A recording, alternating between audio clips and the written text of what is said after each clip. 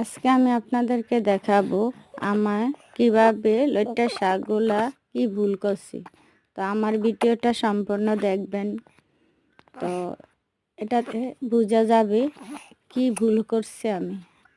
তো দেখেন আমার দুইটা ডালাতে আমি অতিরিক্ত বীজ ফলন করার কারণে অতিরিক্ত শাক হয়েছে ঘন। তাই ঘনার কারণে যেগুলা বড় হয়ে গেছে, বড়গুলার জন্য ছোটগুলা উঠতে পারে না। তাই আমি আজকে সবগুলা বড় ডাটা উঠিয়ে ফেলবো। আমার দুই ঝুড়িতে অনেকগুলা শাক হয়েছে।